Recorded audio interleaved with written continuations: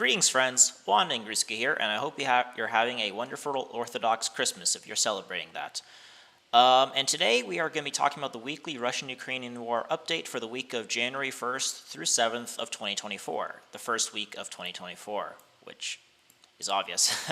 Anyway, this week we actually don't really have that much updates, so I think this video, I'm going to talk about the small updates on the ground, and then I'm going to talk about what the goals are for each side of 2024 to make this video a bit long, or at least not too short. Let's begin with the easiest fronts because let's talk about Kherson. So nothing happened in Kherson this week. However, the goals of the Russians and the Ukrainians for this 2024 are going to be pretty simple in that the Russians are going to take back Krinky. There's really no, I think the Ukrainians are hoping to establish some big bridgehead here and then expand that bridgehead to break the land bridge that way. However, that didn't work out. And so now, I think now that that's not working out, the Ukrainians will give up Krinky and they will retreat back to this other side of the Dnieper River, and the Marines will be redeployed to Donetsk, to the Donetsk front. So the front line at the end of 2024 will run along the Dnieper River. There'll be some clashes for the islands for better positions along the for just a better defensive posture, but we won't see any big changes in Kherson. In the Zaporozhye front, we also didn't see any changes this week in the Zaporozhye direction. However, the goals for the Russians and Ukrainians on the Zaporozhye front for 2024 are actually going to be pretty similar. Now, again, one thing I want to preface is that I do not have I don't have the actual plans, and again, these plans could change depending on what happens on the ground, because that's the thing with plans, is that they don't always survive first contact with the enemy. In fact, they almost never do. And so, things could happen that change these plans, but I'm just basing it off based on my own experience in the military, based upon I've been reading what's been happening, every day on the ground in Ukraine. And so just, I have a little bit of I wouldn't say I'm an expert, or by any means. I'm just saying that I have some, I've been reading on this situation, and I think I have some educated opinions that I think for the layman could be, just some educated guesses on where I think the front's going to be looking like, the goals for 2024. So anyway, the goals for 2024 for the Russians and the Ukrainians here is, for the Russians, they're going to try to revert this front line back to where it was before the Ukrainian counteroffensive. So that means liquidating this salient that the Ukrainians created. I don't know if the Ukrainians want to keep this so that in 2025, when they recoup their forces, they want to try this again to reach Tokmak, but it's looking like the Ukrainians are going to retreat from the salient because the Russians are pummeling them from three sides, and if they retreat back to a more stable one front line, the Russians could only shoot them from one side, directly in front. And so that will lower the casualties. It will be less of the Russians will probably stop their offensive anyway and then reduce the number of shelling, and this will allow the Ukrainians to redeploy forces from Zaporozhye, which they've already been doing, to the Donetsk front. So I think in 2024 we're going to see this pocket get liquidated, and the front line will go back to where it was in 2020 before the offensive in 2023, and basically become a quiet front once again once this salient gets removed. So basically you might see Robotyne come back under Russian control, maybe Pitikavki here, but besides that, the front line will be good because again, there's only this flat front line is very good for both sides to maintain a defensive posture. And unless one side wants to break this land bridge like the Ukrainians did, there's really no, and if they can't do that, then there's really no point of just keeping this little salient here. Let's talk about the South Donetsk area. So in this South Donetsk area, there wasn't any changes except in Marinka. Let's begin with talk about what changes happened in Marinka. There's been some small changes. The Russians are now, as we mentioned at December, they basically captured Marinka and expanded out of it and are now battling in the first houses of Grigorievka. This week, there's been some small changes. They are trying to advance along this tree line. There's this powerful Ukrainian fortification on this hill right here. You can see this where my mouse is.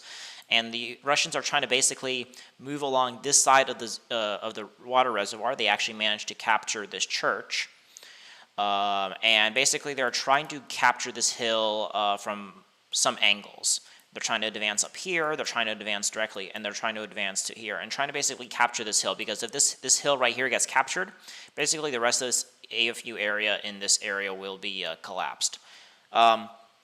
And so the Russians made a few advances out of these like kind of warehouses and from Marinka and started to advance up this tree line, and they also managed to advance up this tree line as well and start advancing on this side of the reservoir with the Grigorivka.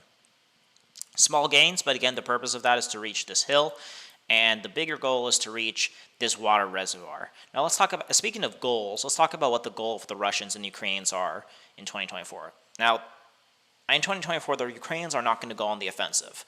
They're going to be on a purely defensive state. So in 2024, this is going to be the year for the Russians to show what they can do with their offensive potential. So in the South Donetsk area, this area from Velika Novosolovka to Marinka, Marinka is kind of both part of Donetsk and the South Donetsk area, but it serves two purposes. So let's talk about South Donetsk.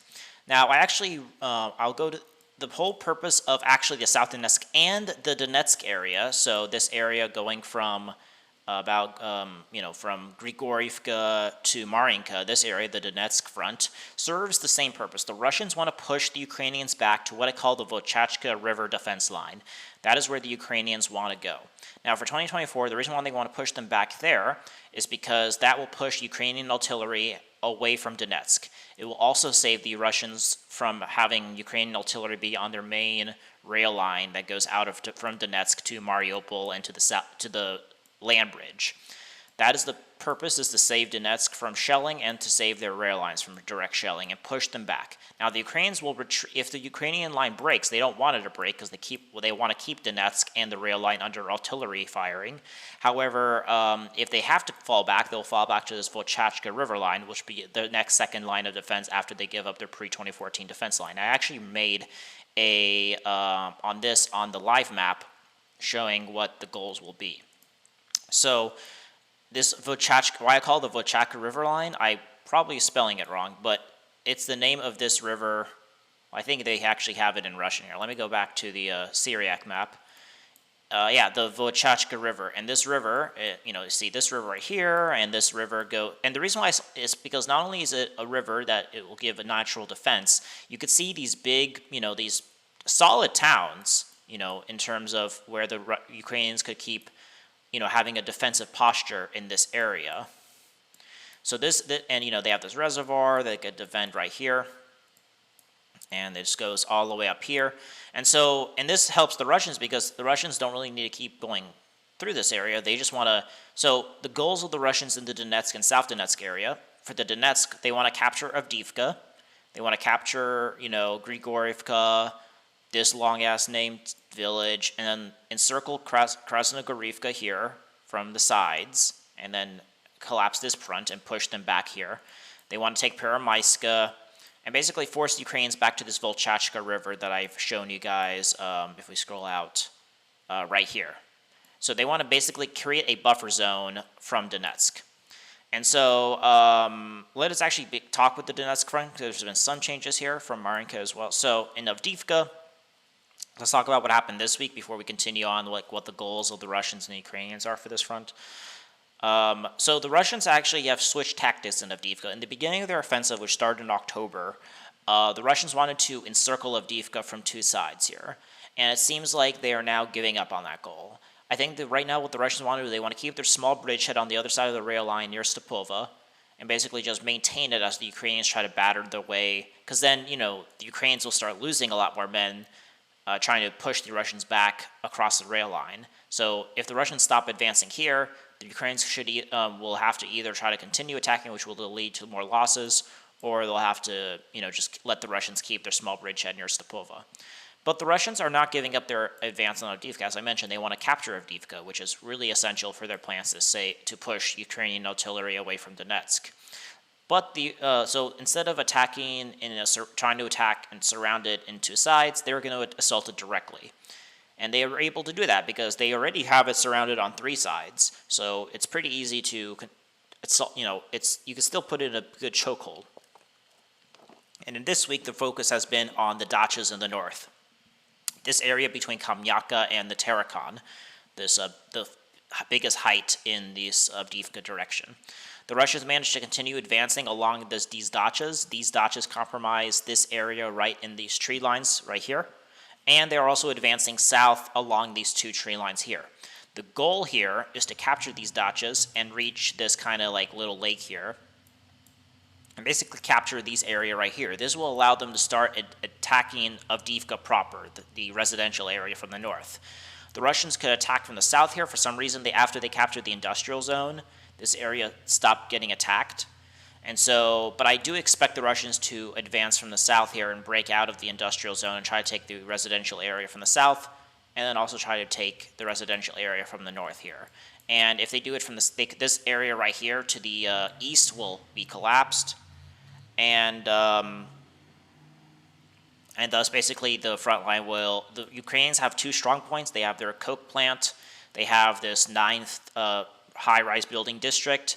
And they basically, and this is these two strong points are connected by the rail line, which is a good defensive to defend with. But everything beyond that is just residential area, besides like their pre-2014 defense lines, which they're still trying to hold with the Tsar's hut, the anti-aircraft base, and so forth. But if the Russians could break through here and advance kind of north through this way to the residential area and advance from here on this area, this is less defended and it will probably fall to Russian hands, and the Ukrainians will be forced back to have this like small defense node of the 9th district, the rail line, and the coke plant.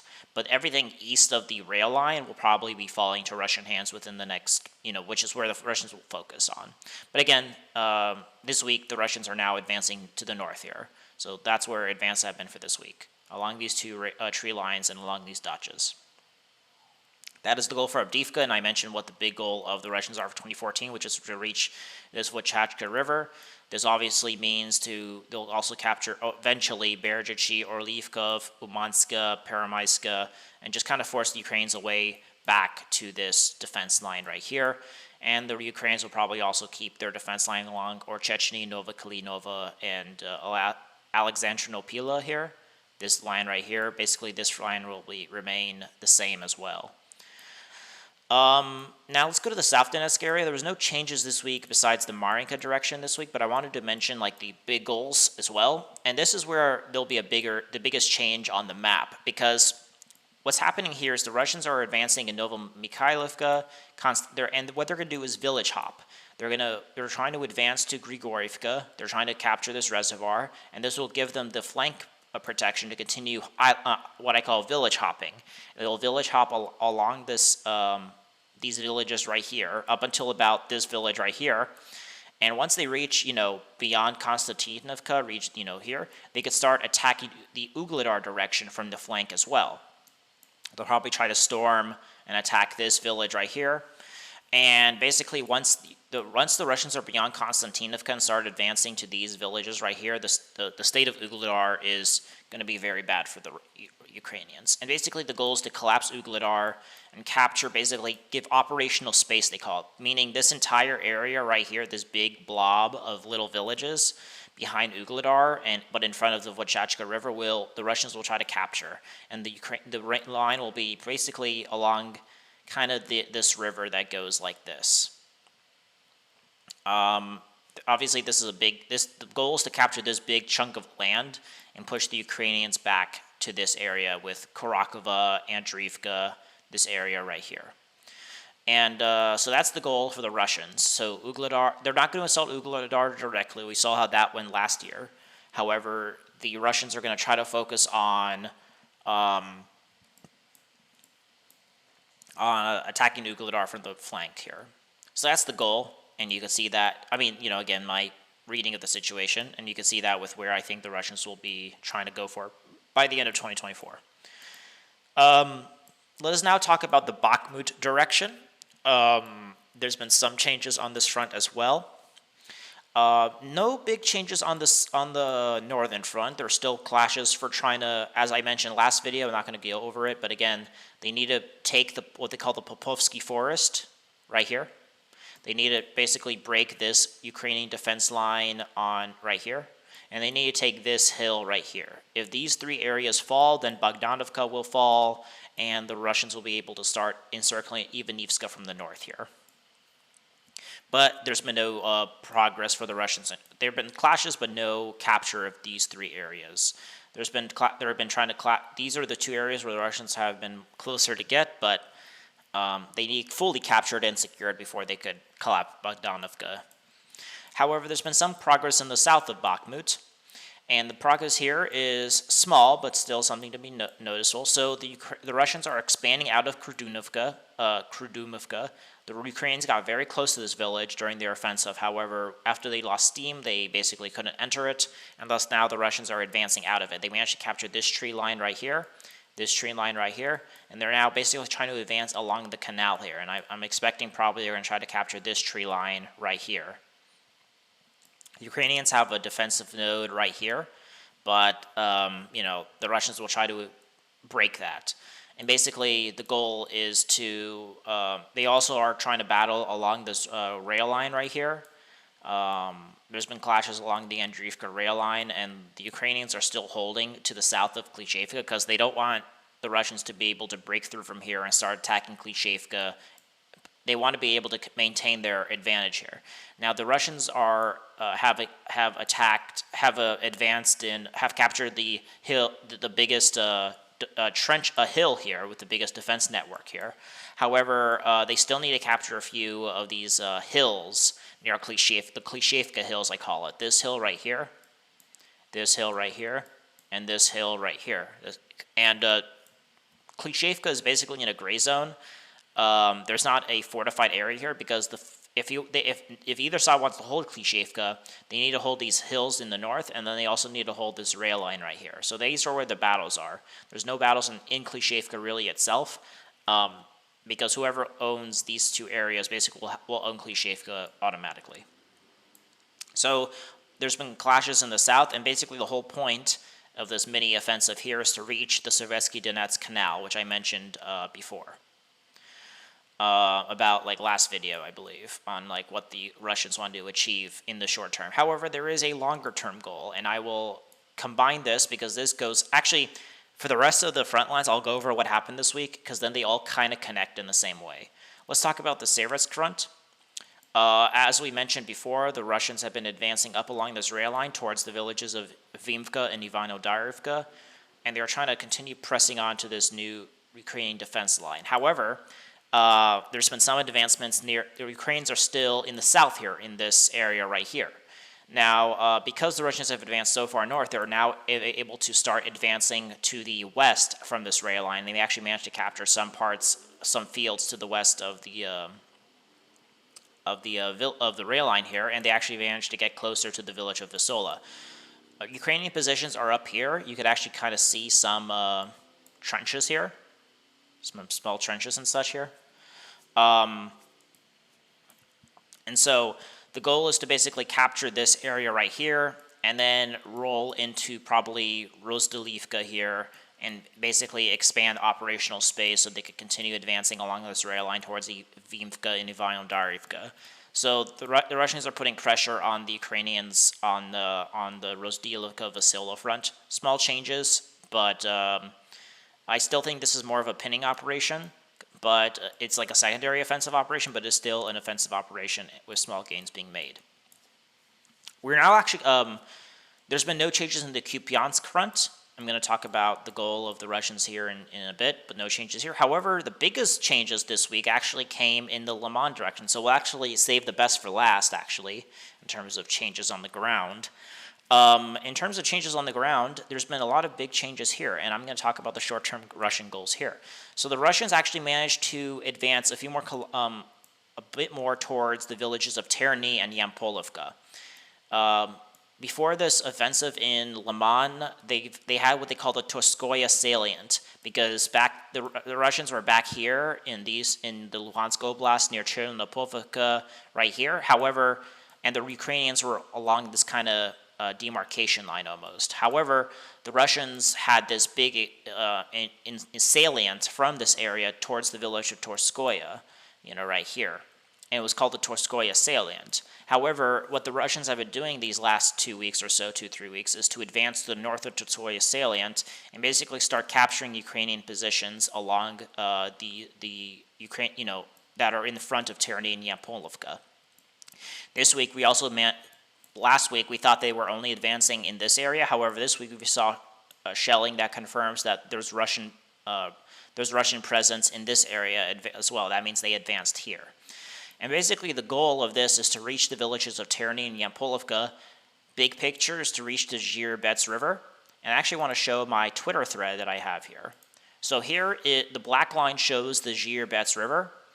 The Russians are advancing towards Terny and Yampolovka here. And the main goal is to basically liquidate this Ukrainian bridgehead that's happening in the other side of the Zhir-Bets River.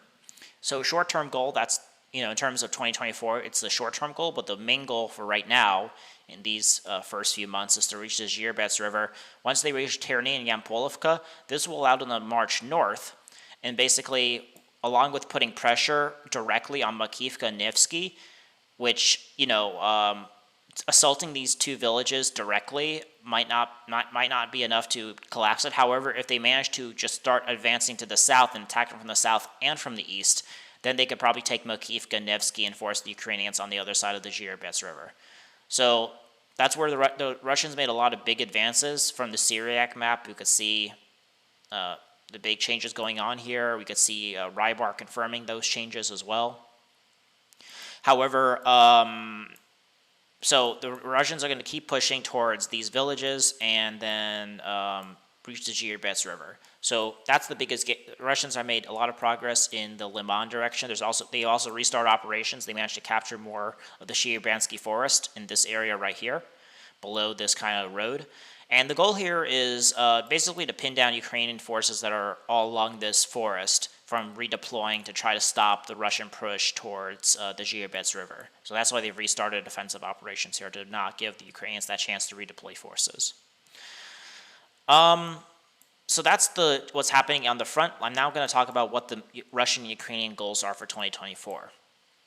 So obviously I talked about some small-scale goals. They want to reach the canal here. They want to reach the Zhir-Bets River. And I think those are goals for their winter push, meaning probably by March is that when they want to achieve that. However, what are the big goals that the Russians want for the rest of 2024? Let's begin with the Bakhmut-Syrovsk front. I think once they reach the canal here, they're going to basically not advance to Chasiv Yar. I think what's going to happen at that point is that they're hoping to reach the canal at the same time as they're trying to reach the Zhir-Bets River here. After that, in like summer, maybe spring even, they'll start their offensive to encircle Seversk and advance on Liman.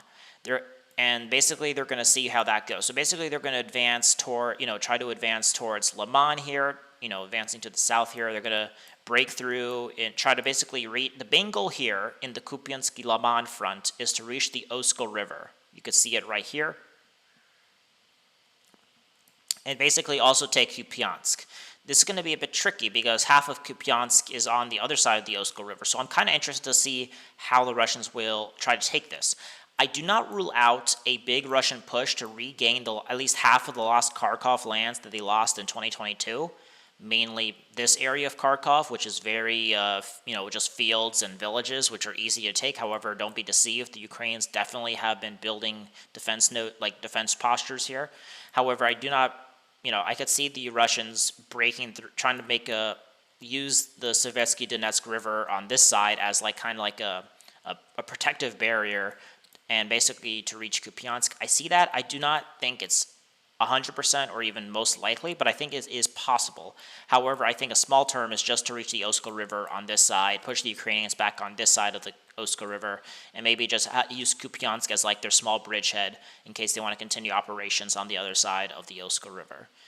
But definitely Kupiansk is one of the biggest goals of the Russians for 2024, I should say. However, besides reaching the Oskol River, what this will also do is that this means they'll have to reach Liman.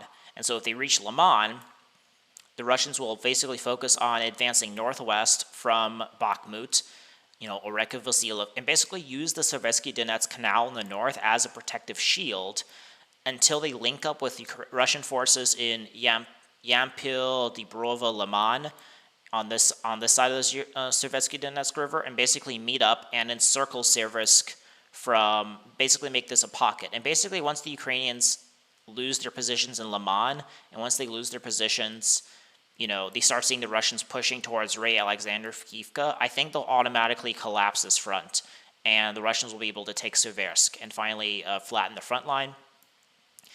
and basically this will go in tandem with reaching the Oskol River. And then I think once that happens, once the Russians are up north here, that's when the Russians will be able to put Chasov Yar in pincers. And I think one of the last things we'll see in 2024 will be a battle for Chasov Yar. And basically they'll try to take positions to the south of Chasov Yar here. They'll obviously advance to the north here and basically try to encircle Chasov Yar. And the main goal will be to take Chasov Yar and Kupiansk at the end of 2024. And basically, by the end of the year, the goal is to basically, because then this will set up Russian progress for 2025. I think in 2025, if the Russians reach the Oskol River, and well, let's see where the front's going to be. So they'll be around the Oskol River with a small bridgehead in Kupiansk. They're going to basically then also have the front be... Ooh, I actually kind of... I actually made this a bit worse than I thought. Actually, okay, so ignore this. This is along the canal. However, the Russians will try to basically, by the end of 24, reach what I call the Slavyansk, Kramatorsk, Druzhivka, Konstantinovka, Toretsk line. This is one of the biggest Ukrainian defense nodes in Donbass.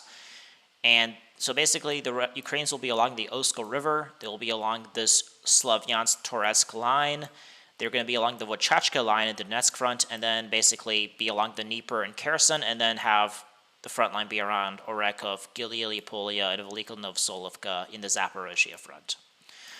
That is where I see it.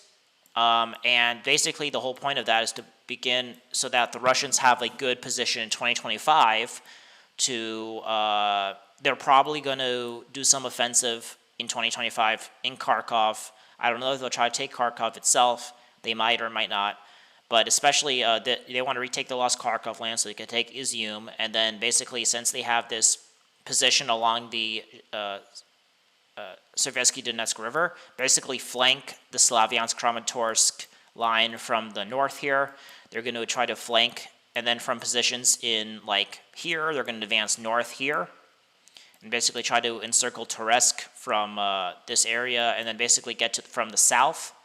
And then in the South Donetsk direction, they'll be able to also try to break through Ukrainian positions here and basically open up a line to Pokrovsk. And basically 2025 will be the year when the Russians will try to finish the story of Donbass, basically take most of it, take maybe a third of Kharkov, and that'll be the goal. So basically 2024 is setting the Russians up to try to take Donbass in 2025. And that's going to be a big, it's going to be, obviously a lot of things could go, go either way. Maybe the Ukrainians collapse and this could all be done by the end of the year. But I'm kind of assuming that Ukraine has a lot more in the bag and they'll be able to keep fighting. So that's what's been happening. Not a lot of changes on the ground. However, I wanted to pad this video with showing you what I think the Russians and Ukrainians will be going for. You might notice that I talked a lot about what the Russians are planning. And you might say, well, are the Ukrainians going to go on the attack? I do not think so beyond localized counterattacks to delay Russian progress. And I think also the Ukrainians want to actually give up some positions. They want to maintain a defensive posture. They're going to get some aid from the West, not as much as before, but they're going to get some, and they're going to want mobilization. So all those things are going to come to help Ukraine rebuild for maybe their own account. They want to see where the Russians are in 2024, by the end of 2024, to decide where they're going to attack. And the Russians are going to until that, they're going to give up. They're going to give the Russians as much fight as they can. However, they're not going to fight for every meter. They're going to try to give up positions that are disadvantageous. That's why I think Avdiivka is going to fall eventually. They don't want to give this up without a fight. However, this is a very bad position to keep sending troops into this pocket. Same thing in Zaporozhye.